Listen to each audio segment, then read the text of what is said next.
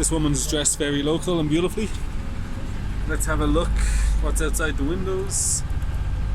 Check that the tax and insurance is all in date. Yes, this is the fisherman the boat. Look at it. Ah, the fisherman boats. Ah, okay, I'll go outside.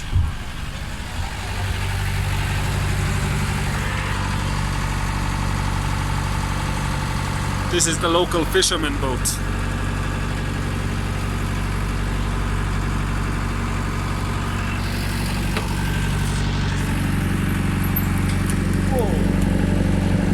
Those screws are pretty loose, huh? The holes there falling apart. 2, 4, 6. So these islands are made of reeds, and this is what everybody comes to see. Not too dissimilar from the likes of in Myanmar on that lake. What's that lake called? I can't remember. But this is the biggest lake in the world above 2,000 meters. Also the biggest lake in all of South America. Oh, it's pretty. There's some ducks and fish. Lots of trout, the man told me. Imported like 200 years ago from Canada. That fisherman over there has a hard day's paddling.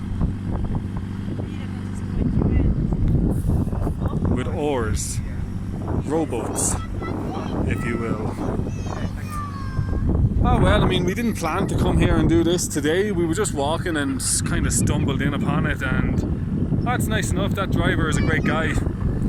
Usually I'm not into guides and drivers and stuff, but that guy's very honest and friendly and genuine, and he just seems like a nice person. He's a original local indigenous man of the island actually, so nice guy altogether.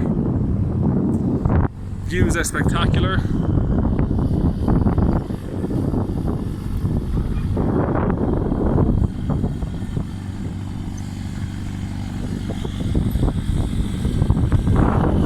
Very poor area out here and very hard life. Would not be super nice to be from here. And also the other problem is yeah, it's difficult. And also somewhere is Bolivia. We are on the border with this lake. So probably within eye shot is Bolivia. Pretty girl. Lol. Whoa, how the fuck did we manage this?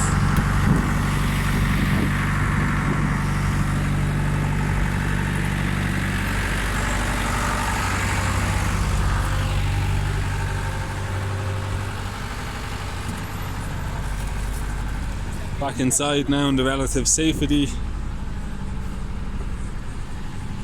These two are like brothers.